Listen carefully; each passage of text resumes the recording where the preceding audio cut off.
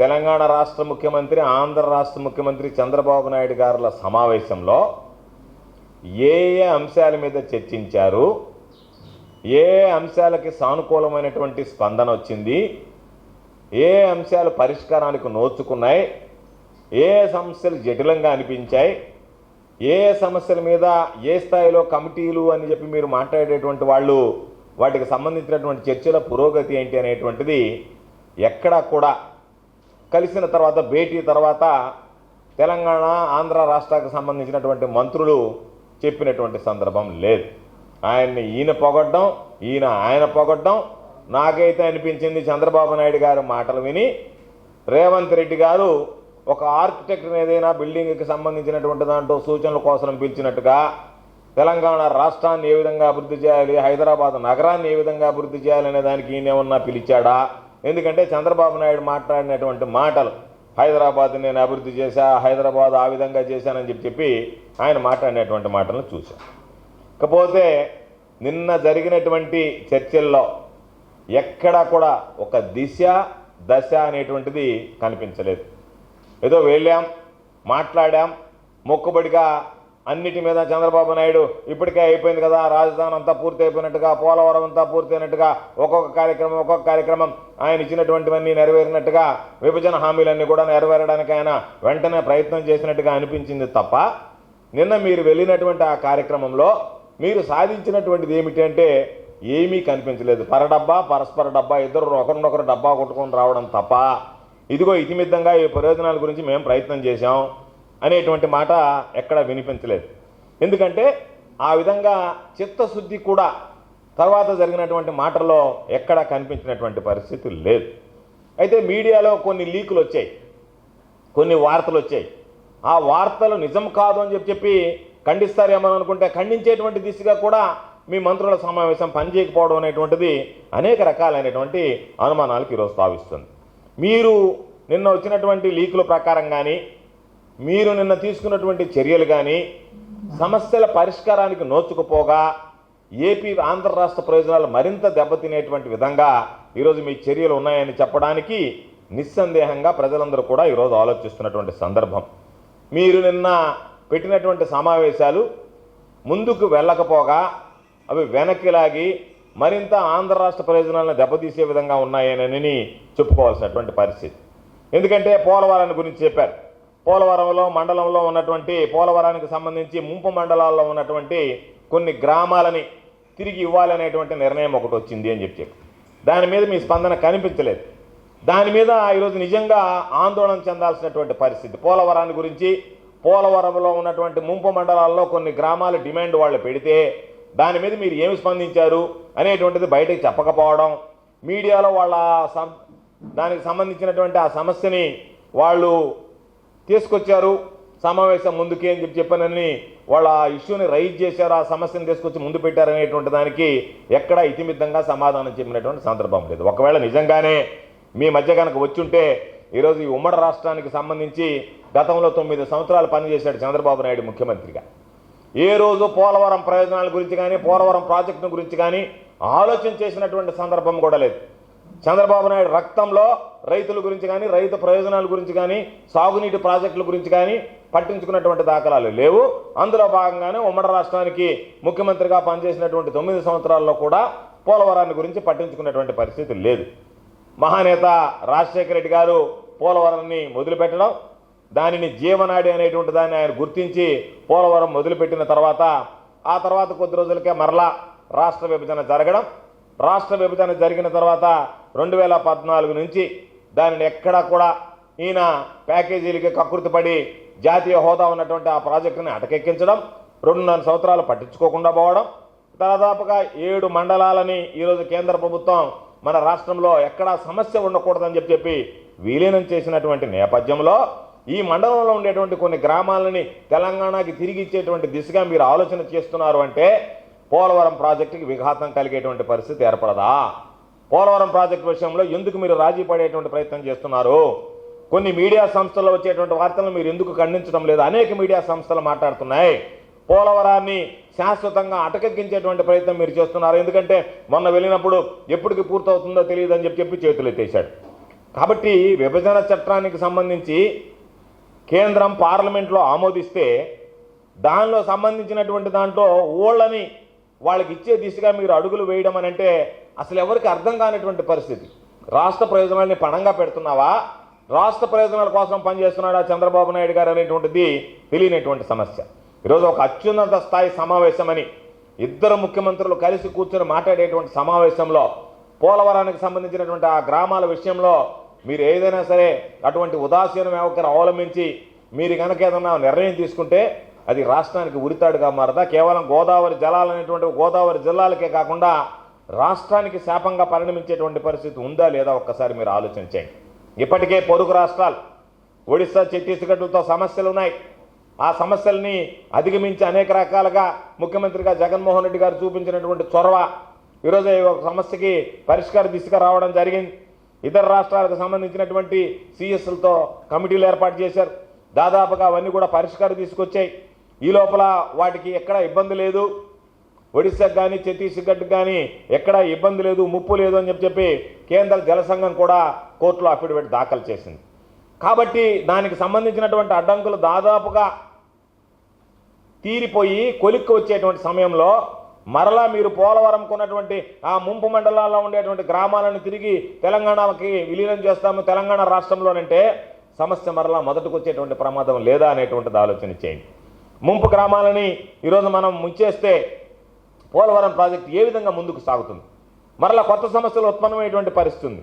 కాబట్టి మీరు తీసుకునేటువంటి నిర్ణయం ఏ విధంగా ఉంది అంటే మన రాష్ట్రం జుట్టు తీసుకువెళ్ళి తెలంగాణ చేతిలో పెట్టినట్టుగా ఉంది తప్ప రాష్ట్ర ప్రయోజనాలను కాపాడేటువంటి విధంగా కాకుండా రాష్ట్ర ప్రయోజనాలను పణంగా పెట్టేటువంటి విధంగా ఉంది తప్ప మరొకటి కాదు అని చెప్పి ఈ సందర్భంగా మాట్లాడుతున్నాం.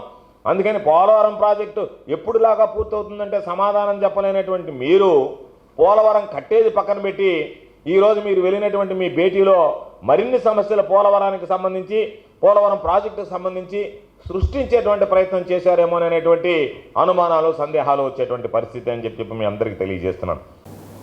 ఇద్దరు ముఖ్యమంత్రులు ఆఫ్టర్ సో మెనీ ఇయర్స్ కూర్చొని రెండు రాష్ట్రాల ప్రయోజనాల గురించి మాట్లాడితే ఆయన పిచ్చి పిచ్చిగా మాట్లాడాడు. కాకాని గోవర్ధన్ రెడ్డి, నేను ఒకటి క్వశ్చన్ చేస్తుండా, ఒక ఇద్దరు ముఖ్యమంత్రులు అధికారికంగా సమావేశం ఏర్పాటు చేస్తే మంత్రుల టీము అఫీషియల్స్ టీంతో ఆ చర్చల్లో అంశాలు బయట రావా?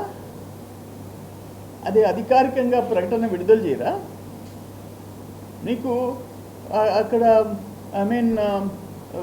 తిరుమల దేవస్థానంలో ఆయన ఓటా అడిగాడు, తిరుమల దేవస్థానంలో ఓడరేవుల్లో ఓటాలు అడిగాడు, సముద్ర తీరంలో ఓటా అడిగాడు. ఎక్కడ నువ్వేమన్నా టేబుల్ కింద కూర్చొని విన్నావా? కాకాని ఏదన్నా నువ్వు పిల్లి రూపంలో పోయి విన్నావా? ఏం మాట్లాడుతున్నావు నువ్వు ఒక మంత్రిగా పనిచేసినాడువా? ఒక అధికారిక రెండు రాష్ట్ర ప్రభుత్వాల చర్చలు, ఇద్దరు ముఖ్యమంత్రులు, మంత్రులు, ప్రిన్సిపల్ సెక్రటరీస్, చీఫ్ సెక్రటరీస్, నీకెందుకు ఏడుపు? 5 ఏళ్ళు ఒకరు ప్యాలెస్కి ఒకరు ఫామ్ హౌస్కి పరిమితమైనారు. ఒకరు ప్యాలెస్, ఒకరు ఫామ్ హౌస్. మీకు ఒకరికొకరు లోపల ఒకరి రాష్ట్రంలో ఆస్తులు ఇంకోటి దోచుకునే దానికి పరిమితమైనారు. మీరు ఒక చంద్రబాబు నాయుడు గారు అంత సీనియర్ మోస్ట్ లీడర్ ఇమ్మీడియట్గా ముఖ్యమంత్రి అయిన నెల రోజులు కూడా కాలే రేవంత్ రెడ్డిని పక్క చీఫ్ మినిస్టర్ని రిక్వెస్ట్ చేసి మన ఇద్దరం సమావేశం పెట్టుకోవాలా, నేను వస్తానని చెప్పి ఒక అడుగు తగ్గి ఈయన తెలంగాణ ముఖ్యమంత్రి సమావేశానికి పోయినాడు. అరే నీ మాదిరిగా జనంలోకి రావాలంటే చెట్లు నరకాల, జనంలోకి రావాలంటే హెలికాప్టర్లో పోతుంటే కింద పట్టణాల్లో షాపులు మూసేయాల. ఒక కర్ఫ్యూ, నువ్వు బయట వస్తే ఒక కర్ఫ్యూ, ఎమర్జెన్సీని మరిపించావు నువ్వు. నీ నాయకుడు మాదిరిగా ఈడీ కేసులు, సిబిఐ కేసులు 30 కేసుల్లో ఇరుక్కొని కేంద్రంలో వాటాలు తెచ్చుకునే దానికి తెచ్చుకోలేకపోయి తెచ్చిన ఆఖరికి అగ్రికల్చర్లో అనేక స్కీమ్స్లో 60-40. ఫర్ ఎగ్జాంపుల్ మైక్రో ఇరిగేషన్ 60% వాళ్ళు ఇచ్చే సబ్సిడీ 40% పెట్టలేక మూతేసుకున్నావు నువ్వు అగ్రికల్చర్ మినిస్టర్గా. మీరు వాటాల గురించి మాట్లాడతారా? నువ్వు మాట్లాడతావా వాటా గురించి? శాఖ మూసేసినోడివి. ఒక మైక్రో ఇరిగేషన్, ఒక మెకనైజేషన్, దేంట్లో సెంట్రల్ గవర్నమెంట్ ఇచ్చిన ఫండ్స్ ఖర్చు పెట్టావు. మేము పెట్టాం. ఇండియాలో స్టూడ్ నెంబర్ 1 మొదటి స్థానంలో నిలబడ్డాం. నువ్వు అగ్రికల్చర్ మినిస్టర్గా అట్టర్ ఫ్లాప్ అయి ఇక్కడ కూర్చొని ఇసుక, మట్టి, ఎర్రమట్టి, తెల్లరాయి, టోల్ గేట్లు పెట్టుకొని బతికావు నువ్వు. నీ మీద 7 కేసులు ఉన్నాయి. 4 కల్తీ మద్యం, 3 నకిలీ పత్రాలు. చంద్రబాబు నాయుడు కాళ్ళు పట్టుకున్నాడు నువ్వు.